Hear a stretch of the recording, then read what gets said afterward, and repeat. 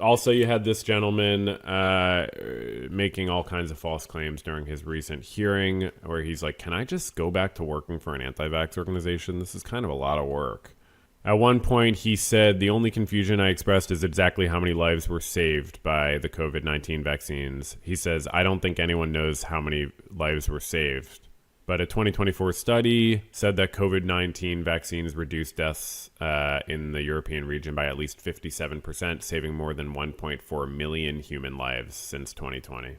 A 2022 study found that nearly 20 million lives were saved by COVID-19 vaccines during their first year. From information from 185 countries, 1.9 million deaths in the United States prevented by COVID-19 vaccines. This is based on estimates of how many more deaths than usual occurred during the time period. Again, methodologically studied. You want to take issue with it? Go dig into the methodology. Using only reported COVID-19 deaths, the same model yielded 14.4 million deaths averted by vaccines worldwide. Recent data from the CDC, which Kennedy, I guess, is the leader of, shows that the 2024 to 2025 COVID-19 vaccine was 33% effective against emergency department or urgent care visits for adults over 18, compared with those who didn't receive the vaccine, and 45 to 46% effective against hospitalizations among immunocompetent adults 65 and over, compared with those not receiving it. So personally, I like not going to the hospital. Like, I actually think that's good to not go to the hospital. To me, that's kind of why I get vaccines or medical treatment, is to try to not be in the hospital. So Kennedy on the COVID-19 booster shots said that anybody can get the booster, trying to pretend like he's not shutting down access to vaccines.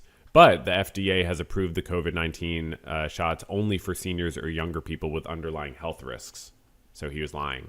Many pharmacies are unwilling or legally barred from giving vaccines outside the uses endorsed by the FDA or other federal authorities. Until now, the U.S., following guidance from independent experts, has recommended yearly COVID-19 vaccinations for everyone aged 6 months and older, like a flu shot, like everything else, obviously. The narrower criteria is opposed by many U.S. medical groups, but I guess it's similar to many countries in Europe and elsewhere in the world. Okay, I think they're talking about the narrower criteria. Okay, that's interesting. Nonetheless, he lied about boosters, right? That's a lie. Kennedy, on how many Americans have died from COVID-19, said, I don't think anyone knows that. Again, it's the same thing with climate change. It's impotence. I made a video about climate change tonight. It's impotence. Oh, I don't know. Nobody knows. Nobody knows. Nobody knows. Yep. Oh, actually, the information is easily accessible. About 1.2 million Americans have died from COVID-19, according to the CDC and the WHO. You fucking piece of shit liar. It's time for your lying injection. SSRIs and childhood vaccines. Kennedy said he never blamed school shootings on antidepressants, but I was reading about this.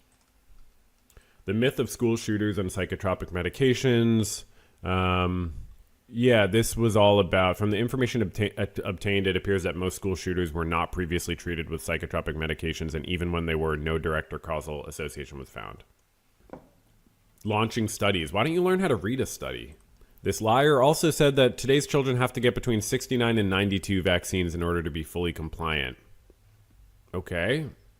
How many shots that entails can vary for many reasons.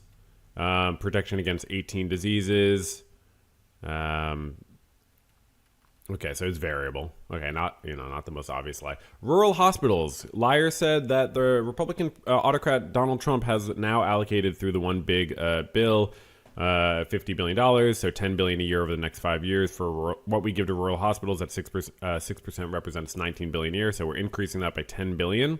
So we're infusing more than 50% increase in the amount of money. Yes, this is interesting. Yeah, interesting lie.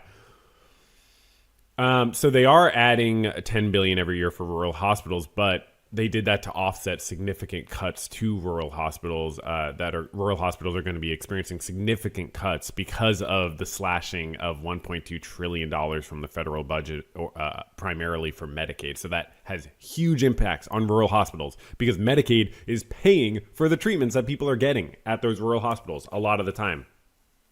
Roughly 10 million humans in the United States are expected to lose health insurance from this legislation. Most of that will be losing Medicaid. These are people you know and love who will have a much, much more difficult time being healthy.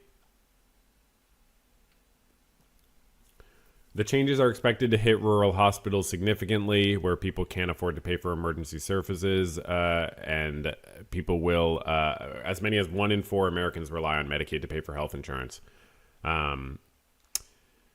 So, in particular, rural hospitals could lose between $58 billion and $137 billion over the next decade because of this bill. So, put in a little bit of money, take a lot of money out. So those were the lies that he just said in this recent hearing that are most easy to identify. And you can sort of see a pattern to those lies. This is a podcast or something like that.